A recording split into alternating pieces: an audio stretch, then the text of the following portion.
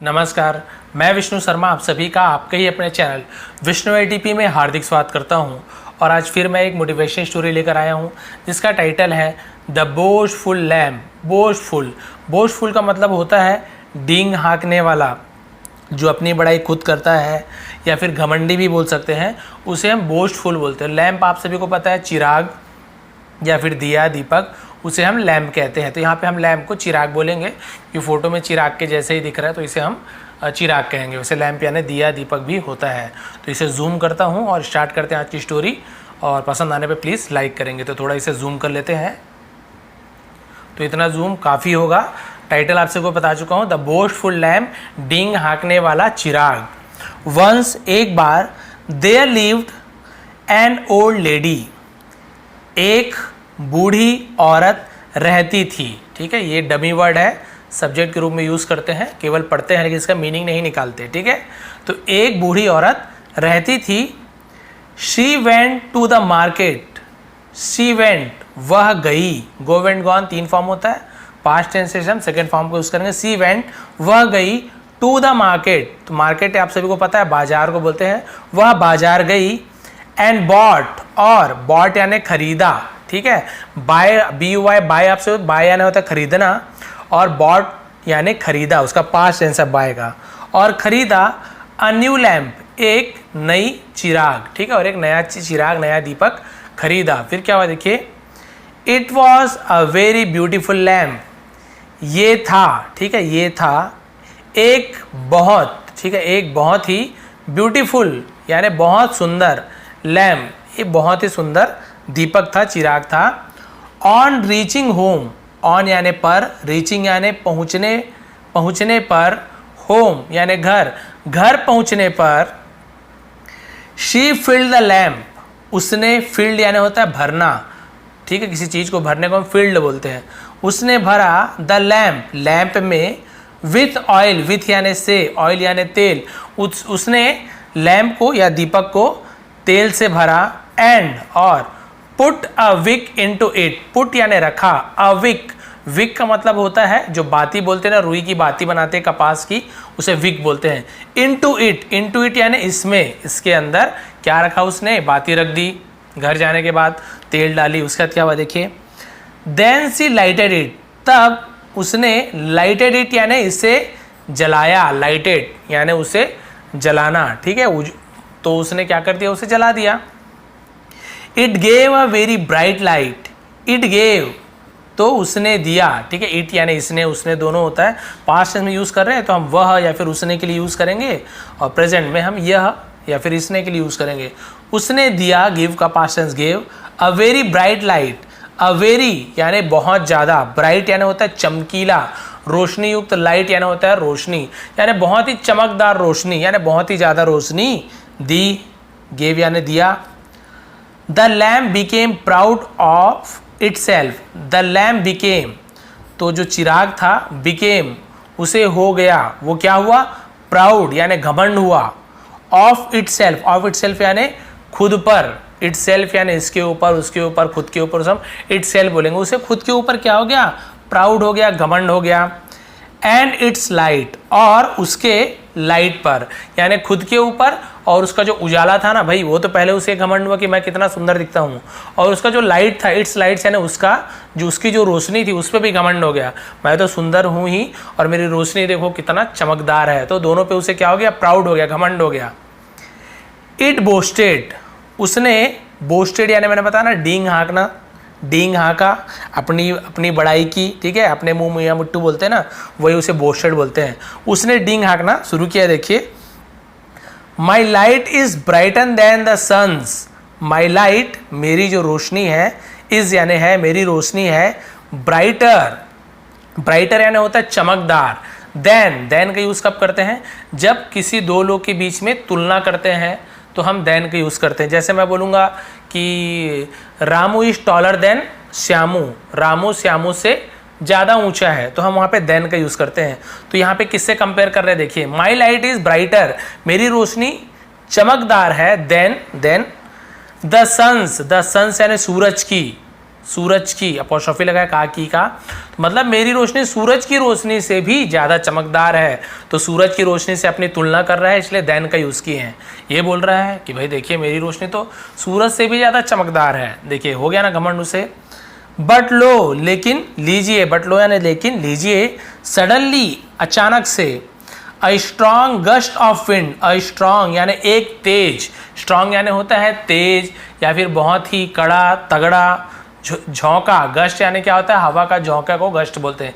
एक तगड़ा तेज झोंका ऑफ विंड यानी हवा का, विंड यानी हवा होता है, विंड का एक तगड़ा झोंका केम आया, and blue the lamp out, and blue, blue यानी होता है फूंक मारना, उड़ा देना, उसे ब्ल्यू बोलते हैं। The lamp out, lamp out यानी लैम्प को क्या कर दिया, बुझा दिया, यानी एक जोर से हवा का झोंका आया उसने, और उसने जैसे फूंक मारते हैं ना हवा का जोर से, इस प्रकार से, और लैम्प क्या हो गया, बुझ गया, लैम्प आउट, लैम्प बुझ गया। The lamp could do nothing, the lamp तो चिराग, कुड डू, कुड यानी सकना, डू यानी करना, नथिंग यानी नहीं, वो कुछ भी नहीं कर सका। भाई लैम्प क्या कर पाएगा, जब तक जलाएंगे नहीं अपने आप तो जल नहीं सकता है, तो लैम्प कुछ भी नहीं कर सका, नथिंग यानी कुछ भी। It felt very small, it felt यानी उसे महसूस हुआ, फील का फेल्ट होता है, फील यानी महसूस करना, फेल्ट यानी महसूस हुआ, उसे महसूस हुआ, वेरी स्मॉल बहुत छोटा महसूस हुआ। पहले तो बहुत डींगे हाँ करा था, अब उसे लगा रहा मैं तो कितना छोटा हूँ, एक फूंक से ही बुझी है और मैं खुद से जल भी नहीं पा रहा हूँ। एंड रियलाइज्ड और महसूस हुआ, इट्स फॉली उसका मूर्खता, फॉली यानी क्या था, मूर्खता, यानी उसकी मूर्खता उसे महसूस हुई कि मैं कितना मूर्ख था या मूर्ख हूँ। इट नेवर न्यू दैट, उसे नेवर यानी कभी नहीं, न्यू यानी पता था या जानता था, वो नहीं जानता था कि, दैट यानी कि, it could not face the wind at all, it could not face कि वो कुड नॉट नहीं कर सकता, फेस यानी होता है सामना, वो सामना नहीं कर सकता, द विंड हवा का, एट ऑल, एट ऑल यानी क्या होता है, एट ऑल का मतलब बिल्कुल भी, ठीक है, उसे नहीं पता था कि वो हवा का सामना बिल्कुल भी नहीं कर सकता, उसे पहले तो बहुत घमंड था। The lady lighted the lamp once again, औरत ने क्या किया, लाइटेड द लैम्प यानी उस लैम्प को, उस दिया को, चिराग को, लाइटेड यानी फिर से जलाया, वंस अगेन यानी फिर से, एक बार फिर, उसे वंस अगेन मतलब एक बार फिर से जला दिया।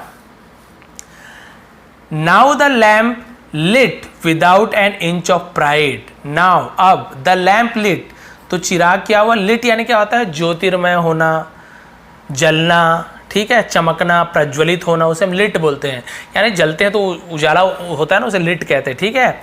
तो लैम्प फिर से जला, है ना, without an inch of pride, without बिना किसी, एन इंच यानी एक इंच का भी, ऑफ प्राइड यानी घमंड का, यानी घमंड का एक इंच के बिना भी वो क्या हुआ, जल उठा, जलाने के बाद चमकने लगा। भाई एक इंच का भी उसे घमंड नहीं था, भाई अब उसका घमंड तो चूर चूर हो गया था ना, इसलिए एन इंच, आई से स्टार्ट हो रहा है, ई ध्वनि निकल रहा है ना, इसलिए हम एन का यूज़ करेंगे, ठीक है। अब देखिए, इट वॉज काम, वह था, काम यानी होता है शांत, एल साइलेंट होता है, केवल काम पढ़ेंगे, काल्म नहीं पढ़ेंगे, ठीक है, वह शांत था। भाई सब तो घमंड चूर चूर हो गया तो शांति रहेगा। फिर क्या हुआ देखिए, अब लेडी बोल रही है, the lady said to the lamp, औरत ने लैम्प से कहा, क्या कहा देखिए, keep shining without pride, keep shining यानी चमकते रहो, प्रकाश देते रहो, उजाला देते रहो, विदाउट यानी बिना किसी, प्राइड यानी घमंड, अहंकार, बिना किसी घमंड के, अहंकार के हमेशा चमकते रहो, रोशनी देते रहो। Never compare your self to the sun, never compare, never यानी कभी नहीं, कंपेयर यानी तुलना, कभी तुलना मत करो, योर सेल्फ यानी खुद की, टू द सन यानी कभी भी अपनी खुद की तुलना सूरज से मत करो। भाई सूरज से तुलना मत करो, कितना भी चमकोगे सूरज नहीं बन पाओगे। For he never goes out, for he never goes out तो इसका मतलब क्या होता है, क्योंकि वह कभी भी बाहर नहीं जाता। गोज आउट यानी बाहर जाना, अस्त होना, डूबना, बुझना, तो हम गोज आउट का मतलब बुझना भी बोल सकते हैं, ठीक है।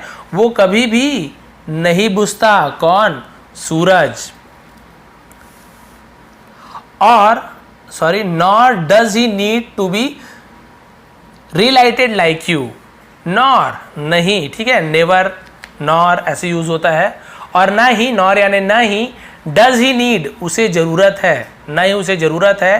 टू बी यानी होने की। रीलाइटेड लाइक यू, रीलाइटेड यानी फिर से जलने की, ठीक है, फिर से जलने की। लाइक यू यानी लाइक यानी जैसे, यू यानी तुम्हारे, तुम्हारे जैसे फिर से जलने की उसे ज़रूरत नहीं है। भाई सूरज ना तो कभी बुझता है तुम्हारी तरह, ना ही कभी डूबता है। भाई सूर्यास्त ज़रूर होता है, लेकिन सूरज मतलब बुझता नहीं है, यहाँ पे नहीं दिखता, लेकिन दूसरे देश में तो वो हमेशा जलता ही रहता है। हमारी धरती घूमती है तो हमें लगता है कि सूरज डूब गया, सूरज बुझ गया, लेकिन ऐसे नहीं होता है, वो कभी नहीं बुझता है, ठीक है। तो वही बता रही कि कभी भी अपना तुलना सूरज से मत करो, उसे तुम्हारे जैसे फिर से जलने की ज़रूरत नहीं है और कभी भी बुझता नहीं है। तो इस समय मोरल क्या मिलती है, नैतिक शिक्षा, कि वैनिटी लीड्स टू डिसग्रेस। तो यहाँ पे वैनिटी का मतलब क्या होता है, वैनिटी यानी भी अहंकार, घमंड, है ना। घमंड लीड्स यानी वो लाता है, यानी क्या लाता है, टू डिसग्रेस यानी होता है अपमान, यानी लीड करना, किसी चीज़ को लाना, आगे अगवाई करना। तो इसका मतलब क्या हुआ कि अहंकार क्या करता है, अपमान को लीड करता है, अपमान को लाता है।